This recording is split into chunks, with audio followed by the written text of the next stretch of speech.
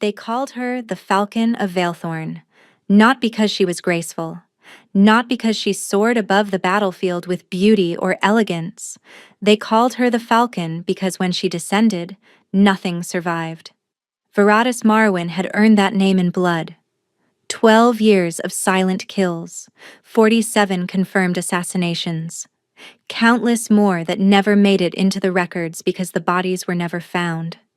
She was the Alpha King's most lethal weapon, his shadow, his blade, his merciless hand of death.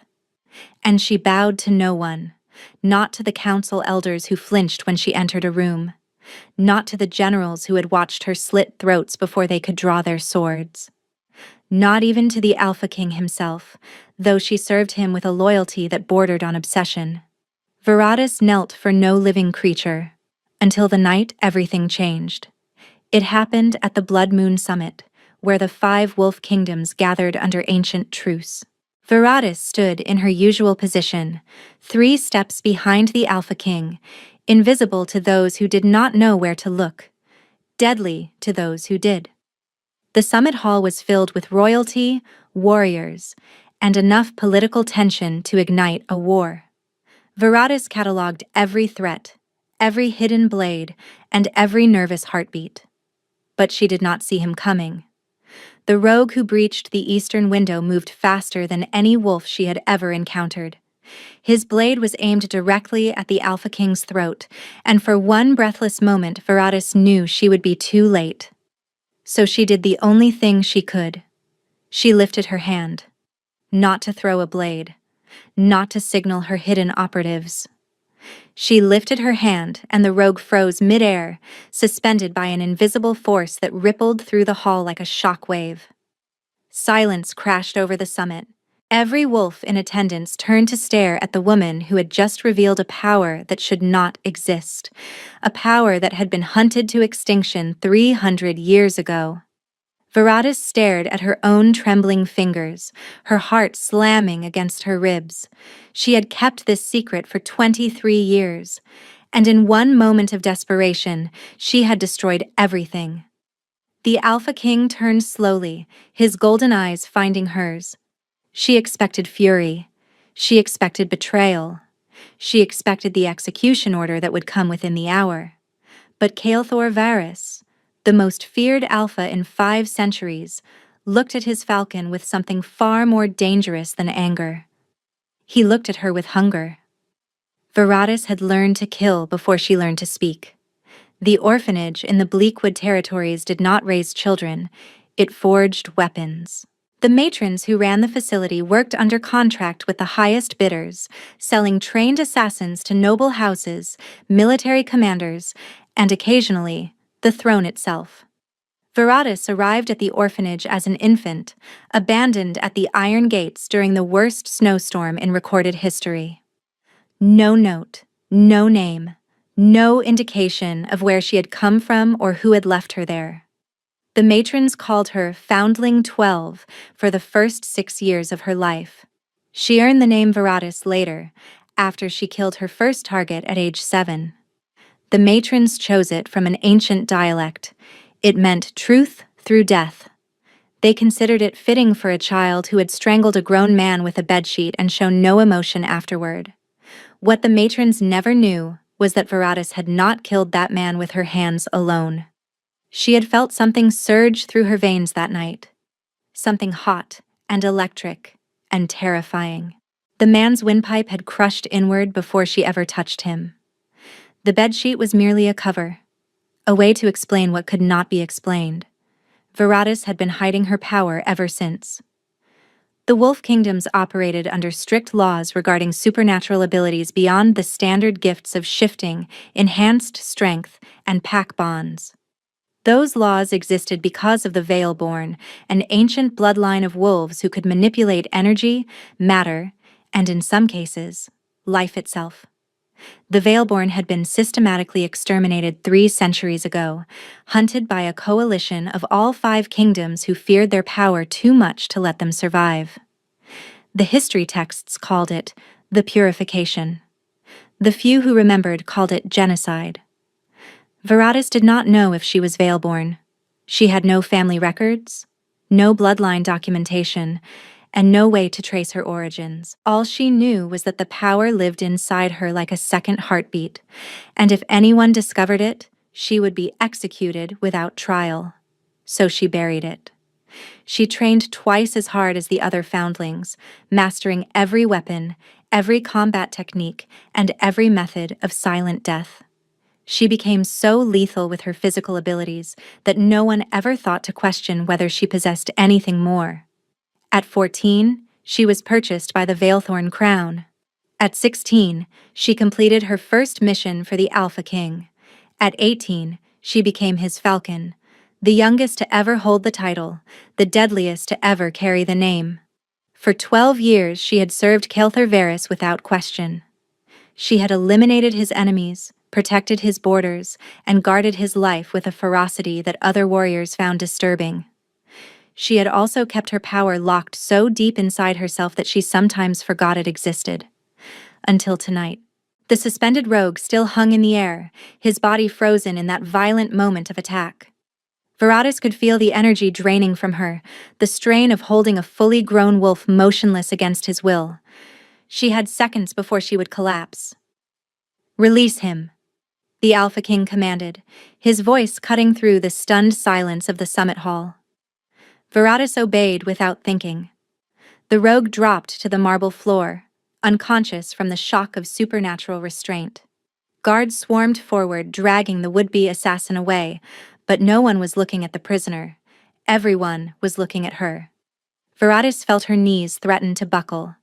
12 years of service, 12 years of perfect loyalty, 12 years of being the most trusted weapon in the kingdom, all of it crumbling because she had acted on instinct instead of protocol. She should have let the blade fall. She should have let the Alpha King die rather than reveal what she was. But she hadn't. And now every royal, every warrior, every whispering diplomat in this hall knew that the Falcon of Veilthorn was something that should not exist. Kelthor stepped toward her, his massive frame blocking out the flickering torchlight. He was the largest alpha she had ever seen, 6.5 feet of pure, dominant power, with shoulders broad enough to carry the weight of a kingdom and eyes the color of molten gold. Those eyes had witnessed her kill without mercy. They had watched her return from missions soaked in enemy blood. They had observed her operate in the shadows for over a decade, but they had never looked at her like this. "Falcon," he said quietly, using her title rather than her name. "Come with me."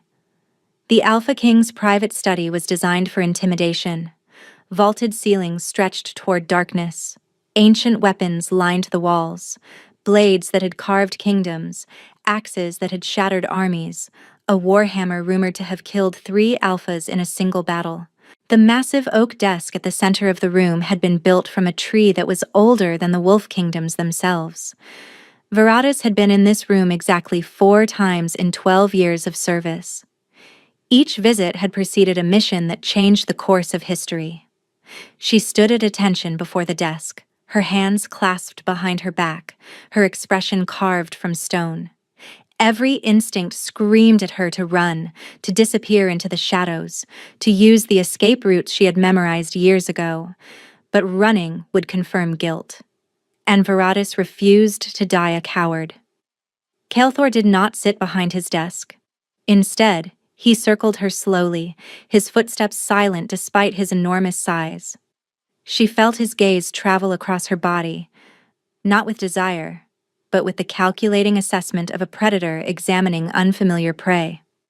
"How long?" he asked finally. "My entire life." There was no point in lying. She had revealed herself before 500 witnesses. Deception would only insult them both. "You are Veilborn." "I do not know what I am," Veratus replied evenly. "I was abandoned as an infant. I have no bloodline records." "Yet the power exists." "Yes." Kelthor stopped directly in front of her. This close, she could smell his scent. Pine and wood smoke and something darker. Something that spoke of barely restrained dominance. He was an alpha in every sense of the word, and his presence pressed against her like a physical weight. Most wolves would have submitted instinctively. Most wolves would have bared their throats and begged for mercy. Viratus met his eyes without flinching. "You should be dead," he said. "The purification laws are clear. Any wolf displaying Veilborn abilities is to be executed immediately, without trial, without appeal. I am aware of the law. Yet you used your power anyway, to save my life."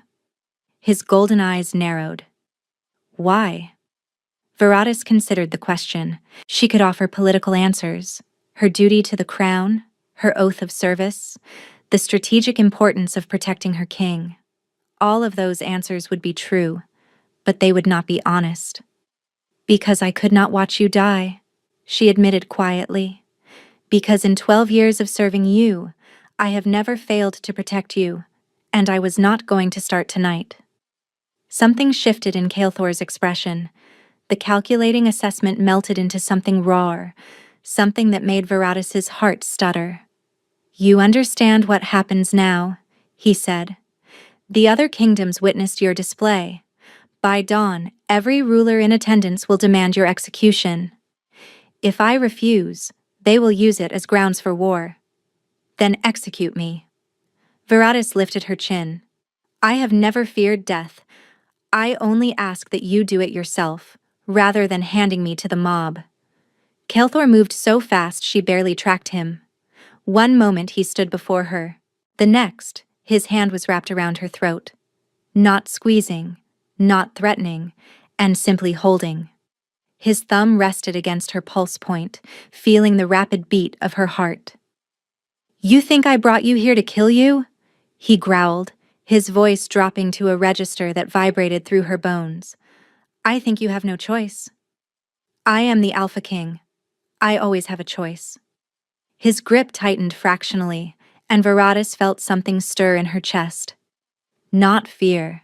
She had burned that emotion out of herself years ago. This was something else entirely. This was awareness.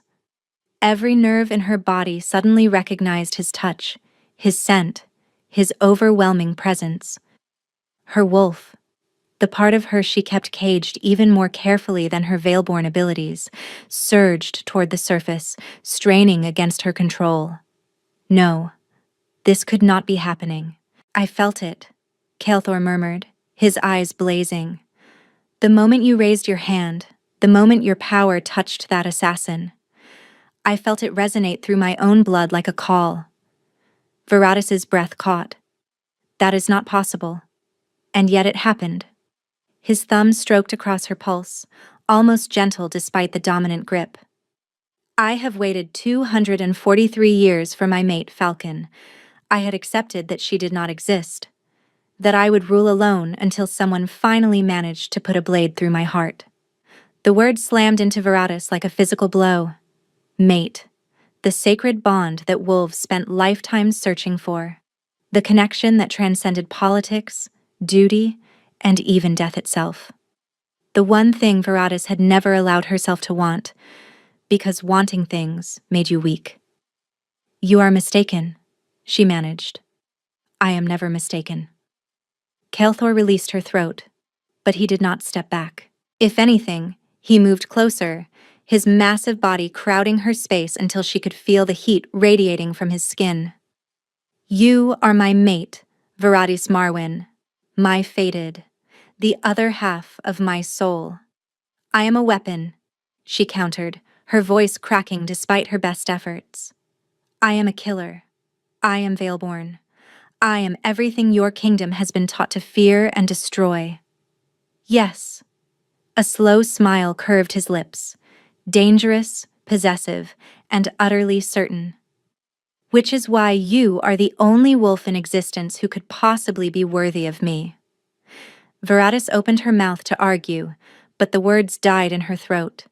Because at that moment, the bond slammed into her like a tidal wave, overwhelming, undeniable, and absolutely terrifying.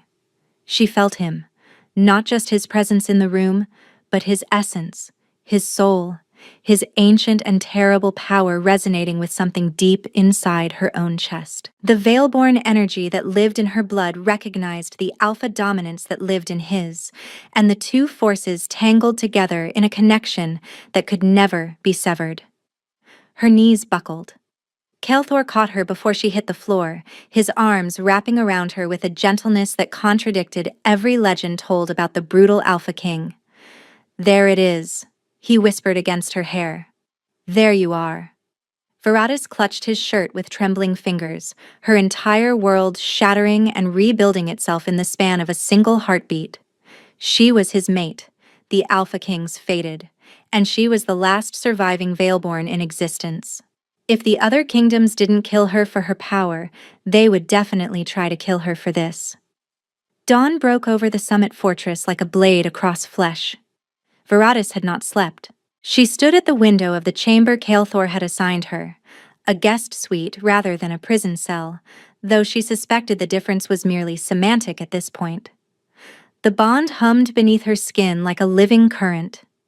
Every few minutes, she felt pulses of emotion that were not her own: Kael'thor's controlled fury, his strategic calculations, his unexpected tenderness when he thought of her. It was maddening. She had spent her life mastering her own mind, building walls that no interrogator could breach, no torture could crumble. And now those walls meant nothing, because the Alpha King could simply feel his way through them. A knock at the door interrupted her spiraling thoughts. "Enter," she commanded, her hand instinctively moving toward the blade strapped to her thigh. The wolf who stepped inside was not Kael'thor. He was older, perhaps 3 centuries if the silver threading his dark hair was any indication. His face bore the sharp angles of Veilthorn nobility, and his eyes, pale gray, almost colorless, assessed her with clinical detachment. Veratus recognized him immediately. Mavic Sorenvald, head of the King's Council and the most powerful political figure in Veilthorn aside from Kael'thor himself. "Falcon," he greeted, inclining his head a fraction of an inch. "Or should I address you differently now? The protocols become murky when an assassin is revealed to be an abomination." Veratus did not rise to the bait. "Counselor Sorenvald, I assume you are here to inform me of my execution schedule." Direct as always, it is the quality I have always appreciated most about you. Mavic moved further into the room, his hands clasped behind his back. "No, I am not here about your execution. Not yet, at least. Then why are you here?" "To offer you an alternative." His pale eyes glittered with something that looked almost like respect. "The other kingdoms are demanding your head on a spike by sunset. King Aldrich of the Thornmere territories has already drafted a formal declaration of war if the Alpha King refuses. Queen Theswin of the coastal reaches is threatening to withdraw from the Continental Alliance entirely." Veratus absorbed this information without visible reaction. And the Alpha King's response? "That is precisely the problem." Mavic's composed expression cracked slightly, revealing frustration beneath. "He has refused all audiences. He has locked himself in the war room and is apparently rewriting 3 centuries of kingdom law single-handedly. When I attempted to remind him of the political realities we face, he nearly took my head off." Despite everything, Veratis felt a flicker of dark amusement pulse through the bond. Kael'thor was enjoying himself. "The Alpha King does not respond well to pressure," she observed. "The Alpha King has lost his mind." Mavic stepped closer, lowering his voice. "I have served 3 generations of Valthorn rulers. I have navigated wars, plagues, and 2 attempted coups. I have never seen Kael'thor behave this way." He paused, his eyes narrowing. "What happened in his study last night, Falcon? What did he say to you?" Veratus remained silent. The bond was not common knowledge. Fated mates were rare enough that most wolves never witnessed one in their lifetime. If Mavic discovered that the Alpha King had bonded with a Veilborn assassin, the political fallout would be catastrophic. But her silence told him something anyway. "I see," he murmured, and the calculation in his pale eyes made her skin prickle with warning. then my alternative becomes even more relevant. Speak plainly, counselor. Disappear. The word hung in the air between them. I can arrange passage to the unmarked territories beyond the 5 kingdoms. New identity, new life. No questions. By the time the summit concludes, you will be nothing but a ghost story. The falcon who vanished before she could be caged. It was a reasonable offer. Generous even, considering the circumstances. It was also a test. And what do you gain from my disappearance? Viratus asked softly. Stability. Mavic spread his hands. The Alpha King has ruled effectively for 2 centuries because he does not allow personal attachments to compromise his judgment. Whatever is happening between you and him threatens everything we have built. Remove yourself from the equation and order is restored. You want me gone before the bond fully settles? Mavic's expression flickered. Surprise, quickly suppressed. You know, he breathed. You know what he believes you are to him. I know what I am to him. Viratus held his gaze without wavering. The question is whether you understand what that means, counselor. Because if you are asking me to abandon my mate to face political annihilation alone, you have severely miscalculated. For the first time since she had known him, Mavic Sorenvald looked genuinely afraid. Falcon, my name is Viratus. She stepped forward, and he stepped back, his ancient instincts recognizing the predator beneath her calm exterior. And I suggest you leave this room before I demonstrate exactly why the Alpha King considers me irreplaceable. Mavic retreated without another word. The moment the door closed behind him, Viratus felt a surge of fierce approval through their connection. She glanced toward the window, somehow unsurprised to find Kael'thor standing in the courtyard below, his eyes fixed directly on her chamber. He had been listening. Of course he had been listening. Well played, mate. His voice echoed in her mind, a new development that should have been startling, yet felt as natural as breathing. Viratus pressed her palm against the cold glass. He will try again, she warned silently. Let him. Kael'thor's mental voice was dark with promise. I have waited too long for you to let politics steal you from me. She sensed his absolute certainty, his refusal to accept any outcome that did not include her at his side. It terrified her. Because Viratus had survived her entire life by being expendable, by being replaceable, by being a weapon that could be discarded when its usefulness ended. She did not know how to be someone worth keeping. The formal summit reconvened at midday. Viratus stood in her usual position, 3 steps behind and to the left of the Alpha King's throne. The only difference was that now, every eye in the chamber tracked her movements with naked hostility.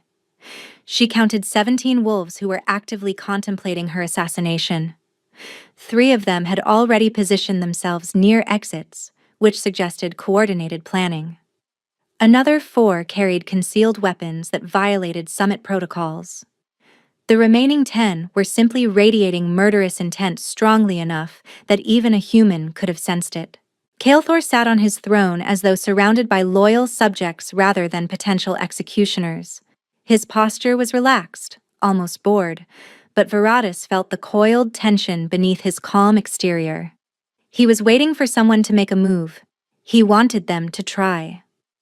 We call this assembly to address the matter of the Veilborn, announced King Aldrich of Thornmere, rising from his seat with theatrical gravity. He was a broad-shouldered wolf in his 4th century, with a reputation for brutal efficiency. The purification laws are clear. The creature standing behind your throne, Kael'thor, is an abomination. Her existence is illegal. Her presence here is an insult to every kingdom that sacrificed blood to eliminate this threat 300 years ago. Creature? Kael'thor repeated, his voice mild. That creature has single-handedly prevented 6 wars, eliminated 12 threats to continental stability, and saved my life no fewer than 31 times. What has Thornmere contributed to the Alliance lately, Aldrich? Besides complaints and demands for resources? A ripple of tension moved through the chamber. You cannot deflect this with politics, Aldrich growled. The Veilborn are a plague. Every kingdom agreed. Every kingdom agreed to eliminate a threat. Kael'thor leaned forward, his eyes beginning to glow with suppressed power. My falcon is not a threat. She is an asset. The distinction appears to elude you. She held a wolf suspended in midair with nothing but her mind. This from Queen Theswin of the coastal reaches, a sharp-featured woman whose territory controlled the major shipping lanes. What happens when she decides to turn that power against one of us? Then you will deserve whatever she does to you. Kael'thor smiled, and it was not a pleasant expression. Veratis has had the ability to kill everyone in this room for over a decade. The fact that you are all still breathing should tell you something about her restraint. Veratis remained motionless, but internally, she was cataloging the shifting alliances in the room. Aldrich and Theswin were clearly coordinating, their arguments built on each other too smoothly for coincidence. And in the far corner, watching everything with unsettling stillness, sat a woman Veratis had never seen before. She was young, remarkably young for a summit of this importance, perhaps only 30 or 40 years. Her hair was the color of dried blood, and her eyes were solid black, without whites or pupils. She wore the sigil of no kingdom, carried no visible weapons, and had not spoken a single word since the assembly began. Yet something about her presence made Veratis's Veilborn power stir uneasily. "Who is that?" she asked through their connection. Kael'thor's response carried a thread of grim recognition. Zephyrin Noctis, the last of the oracular bloodline. She serves no kingdom, she serves only the ancient laws. And what does that mean for us? It means someone called her here specifically. The oracles only appear when they intend to deliver judgment, and their judgments cannot be appealed. As if she had heard their silent exchange, Zephyrin Noctis rose from her seat. The chamber fell instantly silent. "Enough," she said, and her voice resonated with harmonics that seemed to bypass the ears entirely and speak directly to the soul. "You bicker like children over laws you do not understand, and history you have deliberately forgotten." "Oracle," Aldrich began, his aggressive posture wilting, "we did not summon." "You did not. But I heard the echo of Veilborn power for the first time in 3 centuries, and I came to see for myself." Zephyrin's black eyes fixed on Veratis. "Step forward, child. Let me look at you properly." Veratis felt Kael'thor's instant resistance, a fierce protectiveness that urged her to stay behind him. But she was not the kind of woman who hid behind anyone, mate or not. She stepped forward. Zephyrin moved through the chamber like a ghost, her footsteps making no sound despite the stone floor. When she reached Veratis, she extended one pale hand and pressed it directly over Veratis's heart. "Oh," she breathed, and for the first time emotion crossed her alien features. "Oh, you poor thing. You have no idea what you are, do you?" "I am Veilborn," Veratis replied evenly, "the last of my kind, apparently." "Veilborn?" Zephyrin laughed, a sound like breaking glass. "Is that what they told you? Is that the lie you have carried all these years?" She leaned closer, her black eyes swallowing Veratis's reflection. "You are not Veilborn, child. You are something far older, far more powerful, far more dangerous." The chamber erupted in chaos, but Veratis heard none of it, because Zephyrin's hand was still pressed to her chest, and through that contact visions were flooding her mind. A city burning beneath a crimson sky, wolves screaming as they dissolved into ash, a throne made of bones, and a woman who wore Veratis's face sitting upon it, her hands dripping with the blood of kings. And beneath it all, a voice that was somehow her own, whispering words that made her soul shudder. "They did not hunt us to extinction, because they feared what we were. They hunted us because they knew what we would become." Veratis wrenched herself backward, breaking the oracle's contact. Her heart was pounding, her breath was ragged. Her power was surging beneath her skin, desperate to break free. Zephyrin smiled, a sad, knowing expression that held no malice. "The truth is coming, child," she whispered, "whether you are ready for it or not." The summit dissolved into pandemonium. Kael'thor seized Veratis's arm and hauled her from the chamber before the first accusations could fully form. She did not resist. Her mind was still reeling from the visions the oracle had forced into her consciousness. A woman wearing her face, a throne made of bones, blood dripping from her fingers. "Veratis," Kael'thor's voice cut through the spiral. "Veratis, look at me." They had reached a private corridor, far from the chaos of the summit hall. He gripped her shoulders and turned her to face him, his expression searching. "What did she show you?" "I do not—" Veratis's voice cracked. She swallowed hard and tried again. "I do not know how to explain it." "Try." She felt his need to understand, his fury at the oracle for touching what was his fear. Kael'thor Varys was afraid. In 12 years, she had never once sensed fear from him. He had faced armies, assassins, and supernatural threats without a flicker of hesitation. But now, watching her struggle to process what she had seen, the most powerful alpha in 5 kingdoms was terrified. Not of her, she realized, for her. Something cracked inside Veratis's chest. "She showed me destruction," she whispered. "A city burning, wolves dying by the thousands, and in the center of it all, sitting on a throne of their bones. You," Kael'thor finished, "a version of me, something wearing my face."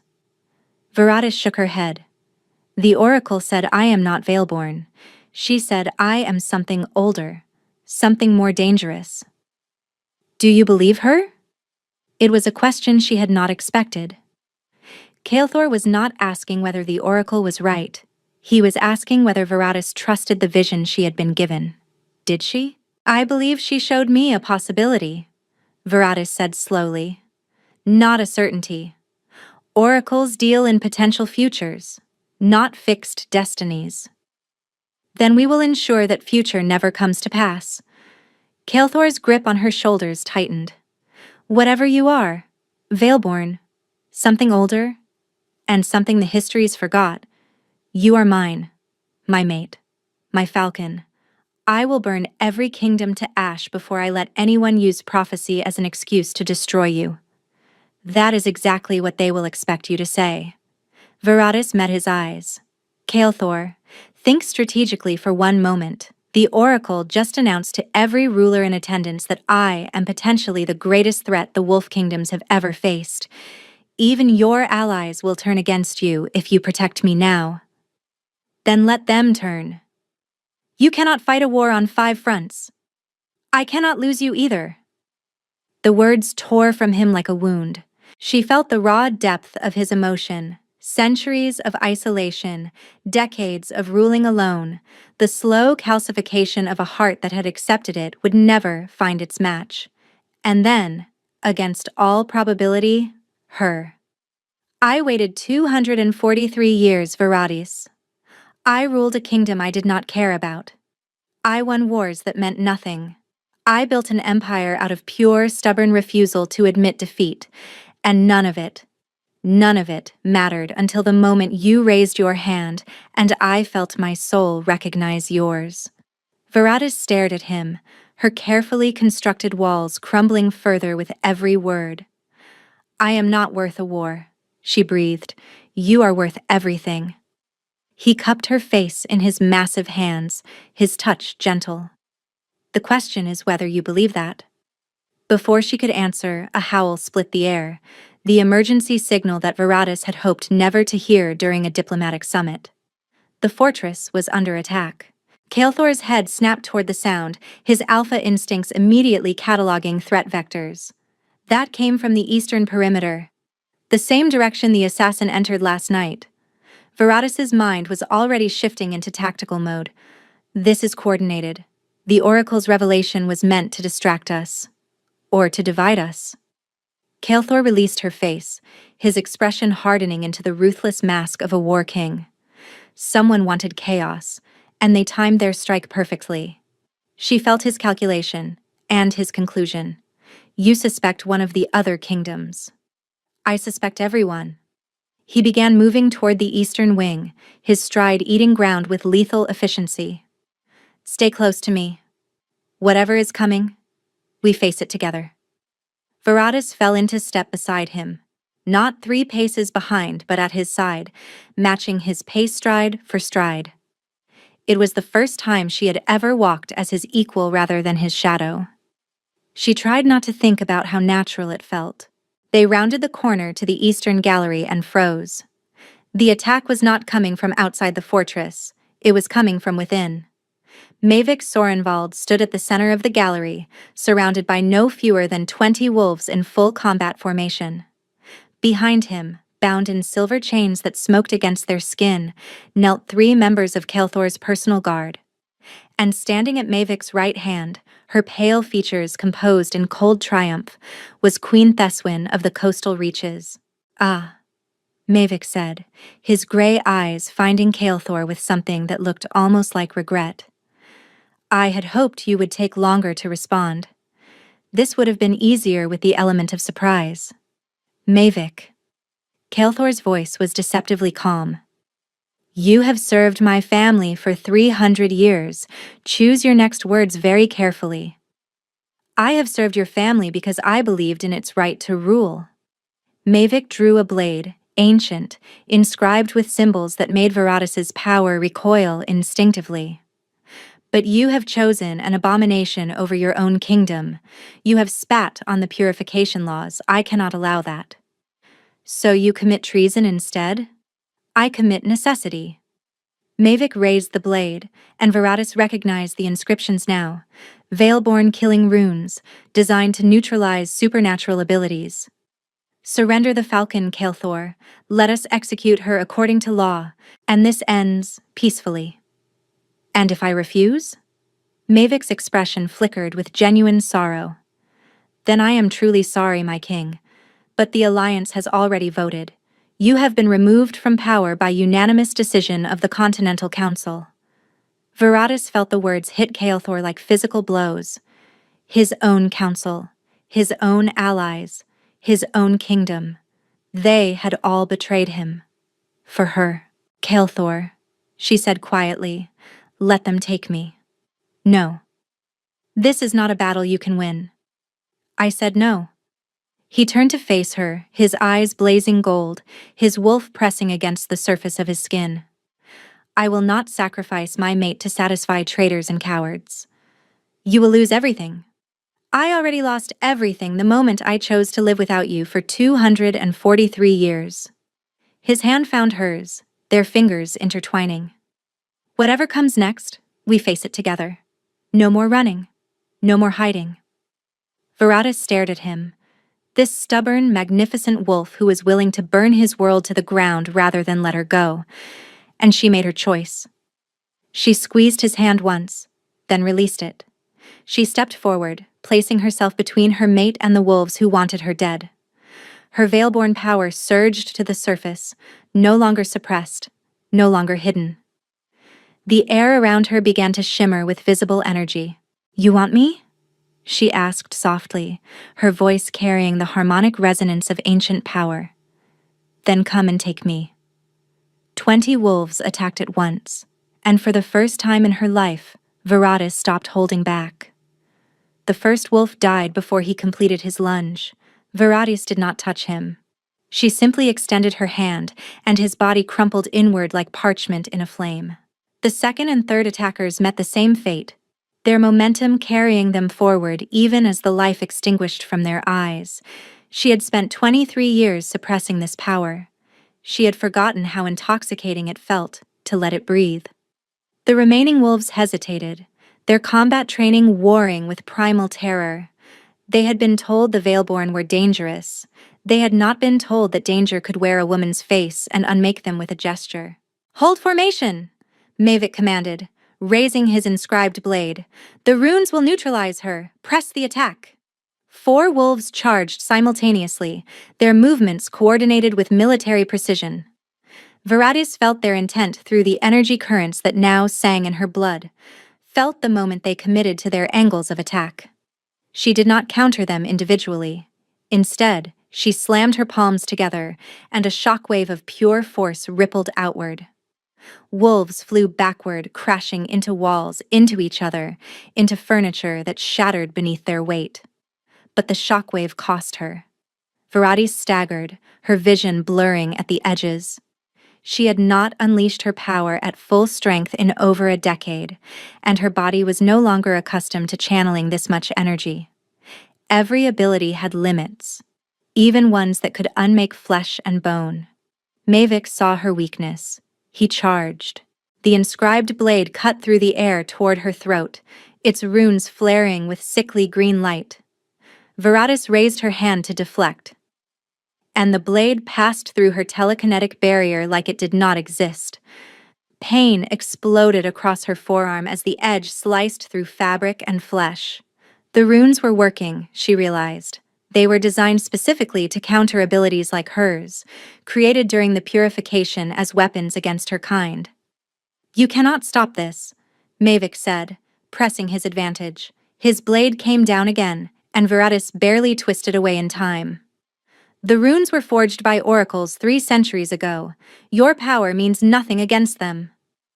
Another slash, another dodge. Blood dripped from her wounded arm onto the gallery floor. She felt Kael'thor's fury, felt him fighting his own battle against the wolves who had positioned themselves between him and her. He was cutting through them with brutal efficiency, but there were too many, and they were buying Mavic time. "Surrender," Mavic urged, his voice almost kind. "Your death does not need to be painful." "My death," Veratis replied through gritted teeth, "is not happening today." She stopped trying to use her power against the blade. Instead, she used it on herself. Energy flooded her muscles, her reflexes, and her perception. Time seemed to slow as her enhanced senses cataloged every detail of Mavic's stance, his balance, and his next 3 probable moves.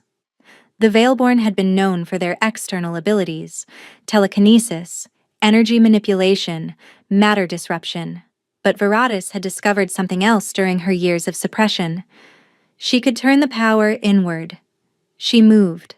Mavic's blade swept through empty air where she had been standing a heartbeat before. She was behind him now, her uninjured hand closing around his throat from an angle that should have been unreachable.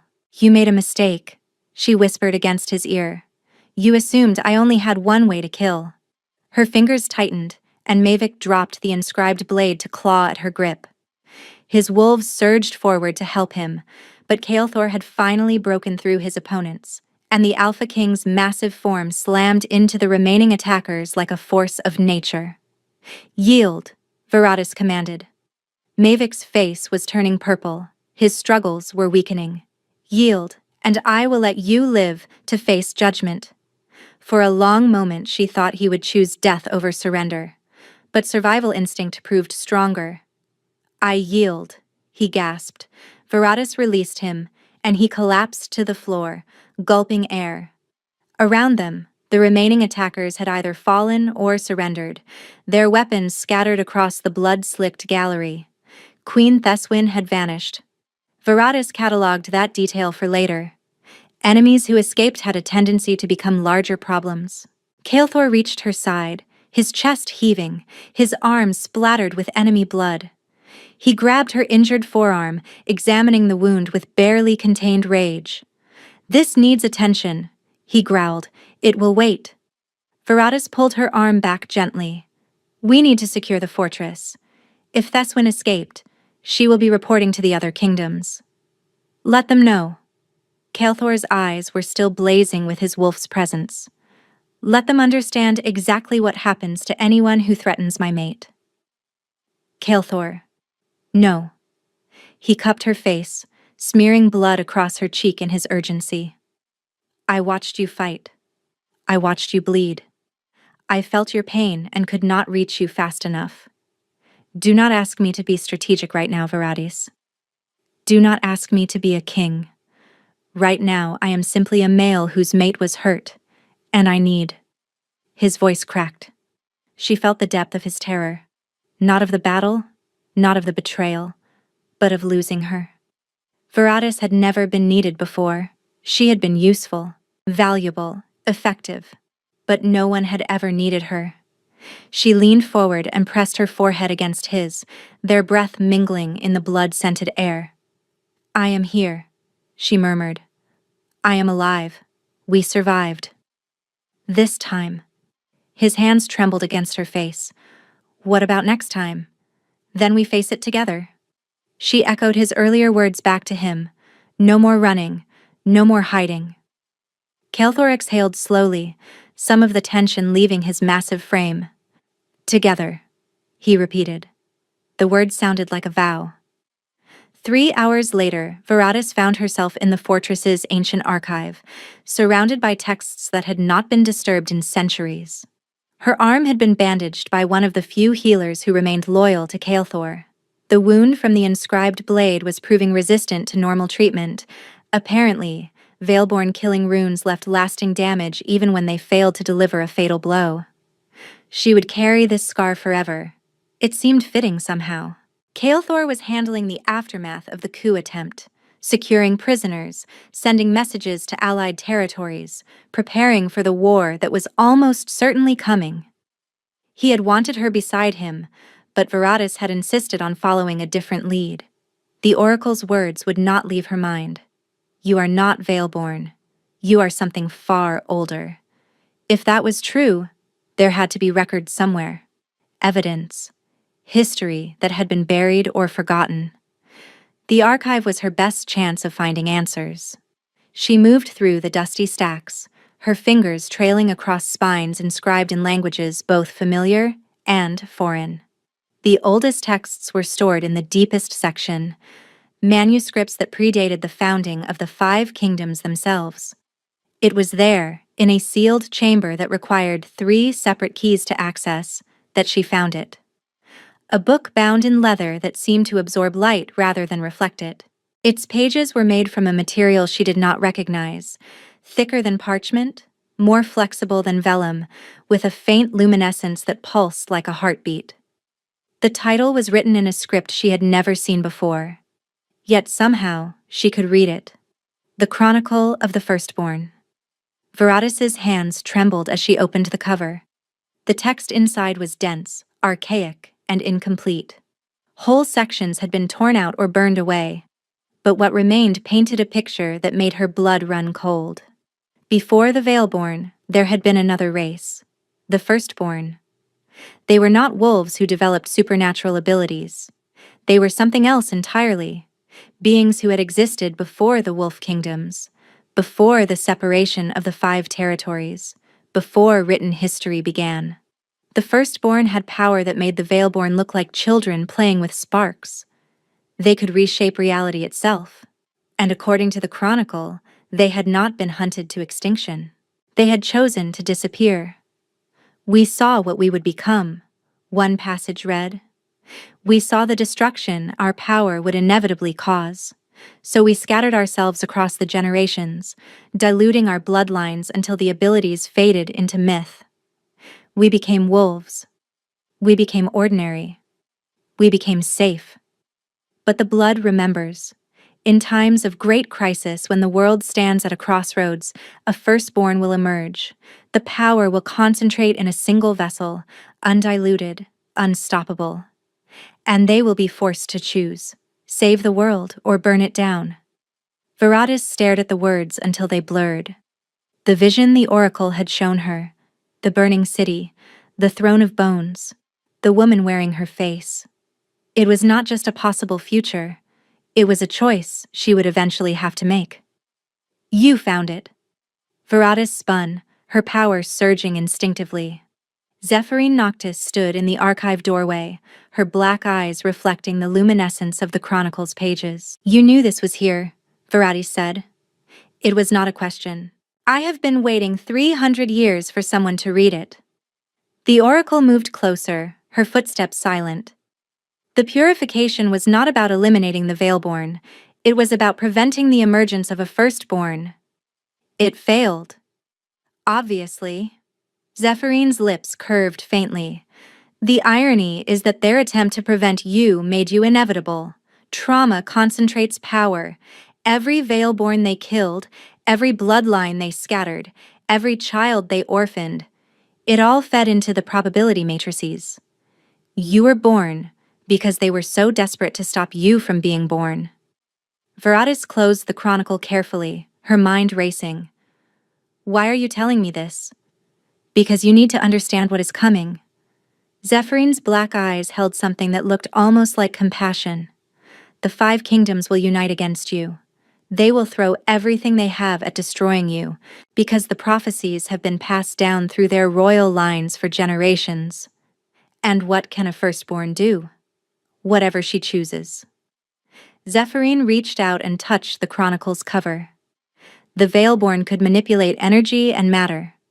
The firstborn can manipulate existence itself. Reality bends around you, Veratis. Then why haven't I? Because you have spent your entire life believing you were limited. The oracle's voice sharpened. You suppressed yourself so thoroughly that you forgot what you truly are. But that is changing now. The bond with your mate is accelerating your awakening. Veratis thought of the battle in the gallery, how naturally the power had flowed once she stopped fighting it. How easy it would be to simply let go. The vision you showed me, she said slowly, the destruction. Is that inevitable? Nothing is inevitable. Zephyrine withdrew her hand. But the pressure is building. The more the kingdoms attack you, the more you will be forced to defend yourself. The more you defend yourself, the more powerful you will become. And the more powerful you become, the closer I get to become the monster they fear. Yes. Silence stretched between them. There is one way to break the cycle, Zephyrine said finally. But you will not like it. Tell me. Walk away. Abandon your mate. Leave the kingdoms entirely. Find a place so remote that no one will ever provoke you again. Veratis felt the suggestion like a blade between her ribs. And if I refuse? Then you will have to find another way to prove that power does not require destruction. Zephyrine turned toward the archive door. But I warn you, no one has ever succeeded. Every firstborn who came before you eventually broke. Everyone? The oracle paused at the threshold.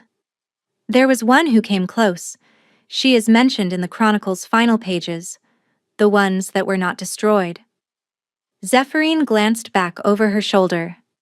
She was your mother. The words hit Veratis like a physical blow.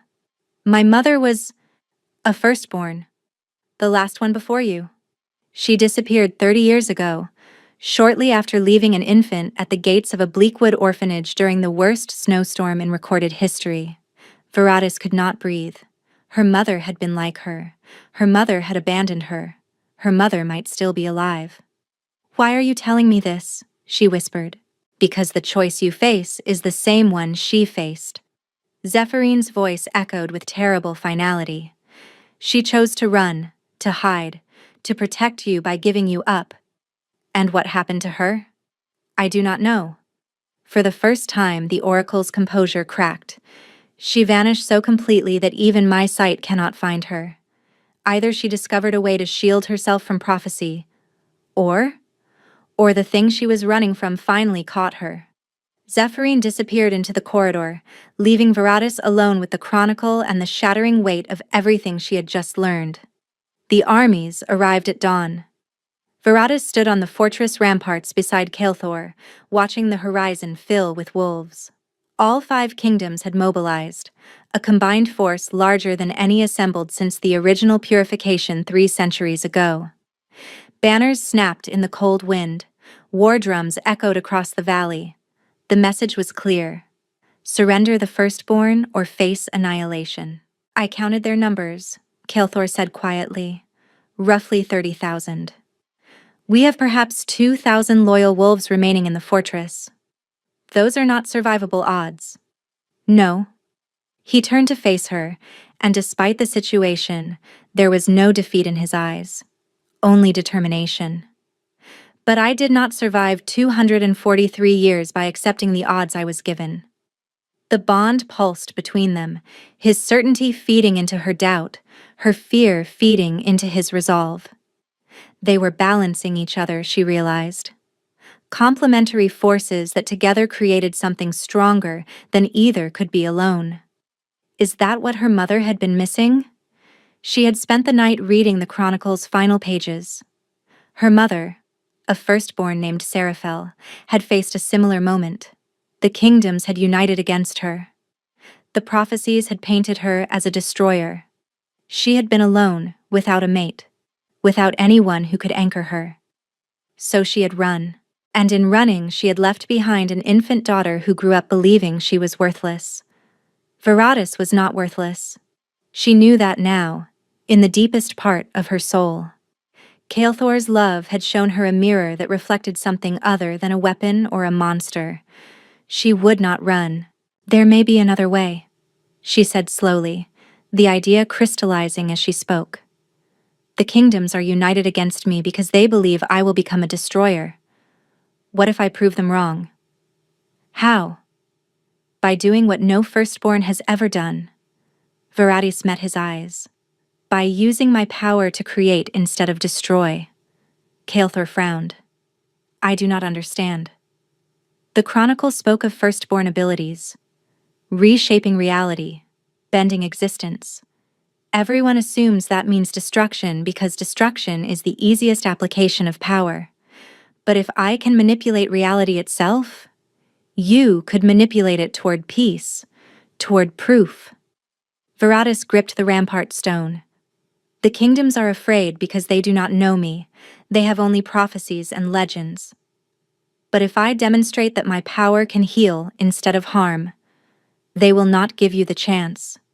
Kael'thor's expression was pained. The moment you step onto that battlefield, every archer in that army will target you. Then I will not step onto the battlefield. Veratis, I will step above it. She did not wait for his response. She climbed onto the rampart edge, balancing on the narrow stone with careless grace. 30,000 wolves stretched before her, a sea of hostility and fear. Behind her, 2,000 loyal defenders prepared for a battle they could not win. And beneath her skin, power older than kingdoms waited to be unleashed. Veratis raised her hands. Not in attack, not in defense, in offering. She reached deep into herself, past the barriers she had built, past the suppression she had maintained for 2 decades. She found the core of her firstborn heritage, that well of energy that could reshape existence itself. And she pushed. Not outward, not destructively. She pushed down, into the earth beneath the fortress, into the soil and stone and bedrock, into the fundamental structure of the land itself. The ground began to tremble. Screams erupted from the enemy army as the earth shifted beneath their feet. But Veratis was not trying to harm them. She was trying to reach deeper, to touch something that had been sleeping for millennia. There, she found it. The ley lines, ancient channels of natural energy that flowed beneath the surface of the world. They had been dormant since before recorded history, choked by centuries of neglect and spiritual decay. Veratis cleared them. Power surged through the ley lines like water through newly opened floodgates. The effect was immediate and spectacular. The barren ground surrounding the fortress exploded into bloom. Flowers that had not grown in this region for centuries erupted from the soil. Trees that had stood dead for generations suddenly sprouted new leaves. Life poured across the battlefield in a wave of brilliant green. The armies stopped advancing. 30,000 wolves stood frozen, watching as the wasteland transformed into a garden. Wolves who had prepared for death found themselves surrounded by beauty they had never imagined could exist. "What is she doing?" someone shouted. "She is healing the land," another voice answered, awed. Veratis poured more power into the ley lines, feeling them respond to her touch with something that felt almost like gratitude. The chronicle had been wrong, she realized. The firstborn were not destined for destruction. They were meant to be caretakers, guardians, creators. The realization unlocked something inside her, and suddenly she was not just healing the land around the fortress. She was reaching further, across the valley, into the mountains, toward the territories beyond. Everywhere her power touched, dormant ley lines awakened, dying ecosystems revived. The world itself seemed to exhale with relief. She sensed Kael'thor's amazement, and his fierce, overwhelming pride. That's it, he sent through their connection. Show them who you really are. The transformation spread for miles. By the time Veratus finally withdrew her power, the entire region had been reborn. And 30,000 wolves had witnessed something extraordinary. A firstborn who chose to create. Veratus swayed on the rampart edge, exhaustion crashing over her. She had poured more energy into that single act than she had used in her entire life combined. Strong arms caught her before she could fall. Kael'thor pulled her against his chest, his heart pounding beneath her ear. "You magnificent woman," he breathed. Below them, the enemy army remained frozen, not in preparation for attack, but in shock. Their formations had dissolved, their war drums had fallen silent. A single figure stepped forward from the army's front lines. Veratus recognized the blood-red hair immediately. Zephyrine Noctis walked across the flower-covered battlefield, her black eyes fixed on the ramparts. When she reached the fortress gates, she raised her voice in the carrying tones of an oracle delivering prophecy. "The firstborn has chosen." The words echoed across the silent battlefield. She has chosen creation over destruction. She has chosen healing over harm. She has chosen to prove the prophecies wrong. Zephyrine turned to face the armies behind her. "The ancient laws are clear. An oracle's judgment cannot be appealed. I declare this firstborn innocent of the crimes her ancestors committed. I declare her worthy of life, worthy of freedom, worthy of the mate bond that ties her to Valthorn's throne." She paused, letting the words sink in. Any kingdom that moves against her now moves against the oracle's judgment. Silence stretched across the battlefield. Then, slowly, the first wolf knelt. Then another. Then a dozen. Then 100. Within minutes, 30,000 wolves had dropped to their knees. Not in fear, not in defeat, but in acknowledgement. They knelt to the firstborn who had chosen mercy. They knelt to the woman who had transformed their battlefield into a garden. They knelt to the Alpha King's mate. 1 month later, Veratus stood in the throne room of Valethorn, wearing a crown she had never expected and facing a future she had never imagined. The political aftermath of the Battle of Blooms, as the historians were already calling it, had been complicated. 3 kingdoms had immediately withdrawn their war declarations. The other 2 had required more persuasion, but eventually even they had recognized the futility of fighting someone who could reshape reality. Mavic Sorenvald awaited trial for treason. Queen Theswin had fled to the unmarked territories, her throne claimed by a distant cousin far more interested in stability than conquest. And Veritas had become something she never could have predicted. A queen. "You are thinking too loudly," Kael'thor murmured, appearing at her side with the silent grace that still surprised her. "I can feel your anxiety." "I am not anxious." Veratus kept her eyes on the empty throne room. "I am simply adjusting. To being royalty? To being visible." Kael'thor's hand found hers, their fingers intertwining with familiar ease. The bond between them had settled into something steady and warm over the past weeks, a constant presence that reminded her she was never truly alone. "You could hide if you wanted," he offered. "Work from the shadows, as you always have." "That is not the point." Veratus turned to face him finally, finding his eyes watching her with infinite patience. "The point is that hiding is what firstborn have always done. My mother hid, her predecessors hid, and look where it got them. Hunted, feared, destroyed. So you choose a different path. I choose to be seen." She lifted her chin, the gesture carrying all the defiant pride that had made her the deadliest falcon in Valethorn's history. "I choose to stand beside you openly, as your mate, as your queen, as a firstborn who serves her people instead of terrorizing them. And if they fear you anyway? Then I will earn their trust." Viratus squeezed his hand. One healed land at a time. One choice at a time. Kelthor studied her face, his expression softening.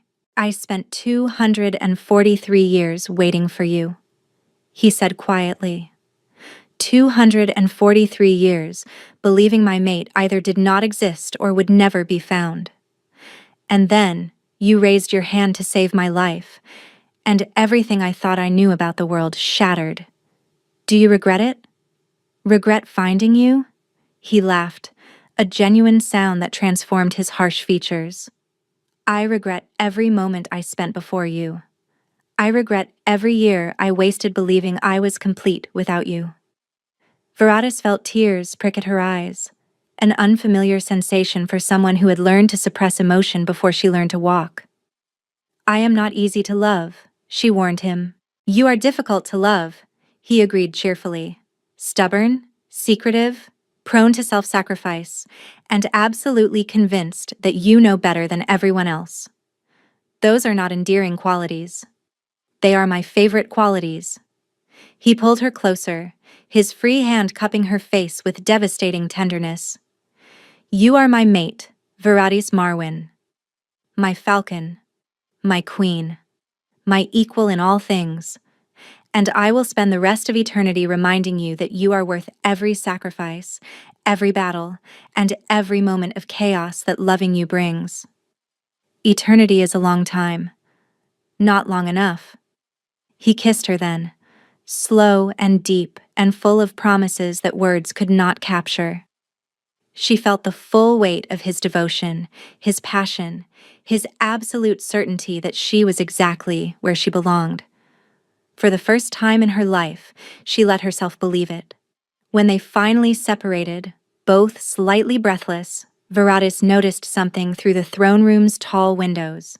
A falcon circled in the sky above Valethorn, a real one, not the metaphorical title she had carried for so long. It swooped and dove through the air with fierce grace. But as Viratus watched, the falcon suddenly changed course. It flew directly toward the window, landing on the external ledge with an audible thump. Its sharp eyes found hers through the glass, and for one moment, Viratus felt a connection that transcended species.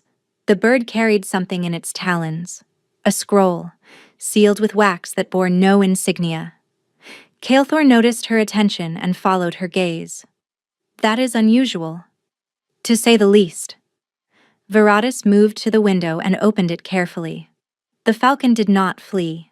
Instead, it extended its leg, offering the scroll like a trained messenger bird. She took the message and unrolled it slowly. The handwriting inside was elegant, archaic, and utterly unfamiliar. My daughter, if you are reading this, you have survived what I could not. You have found a way to exist without destroying everything you love. I have watched from afar. I have seen your choices. I am proud beyond words. The path ahead will not be easy. There are forces older than the kingdoms, older than the firstborn themselves, who will not accept what you have done. They believe destruction is inevitable, and they will try to prove themselves right.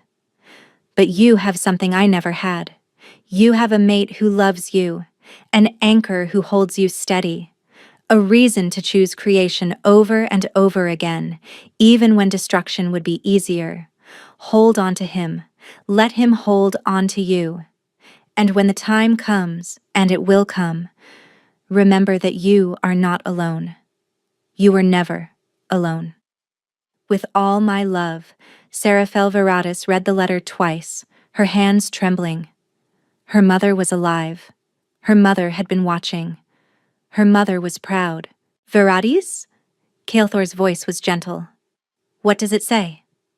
She handed him the scroll wordlessly, watching his expression shift from confusion to understanding to determination. She is warning us, he said finally. She is preparing us. Viratus looked back at the falcon, which remained on the window ledge as if waiting. Something is coming. Something bigger than the kingdoms, bigger than the prophecies we have already faced. Then we will face it together. Kelthor reached out and laced his fingers through hers again. Whatever comes next, Ancient forces, challenges we cannot yet imagine. We face it as one. Viratus squeezed his hand, drawing strength from his certainty. She had spent her whole life as a weapon. She had spent her whole life alone. But now she was something else. A mate, a queen, a firstborn who had chosen a different path. And whatever darkness waited on the horizon, she would meet it with her mate beside her and her power ready to create, to heal, to protect. The Falcon of Valethorn had bowed to no one, until she chose to bow to love. And that choice had changed everything.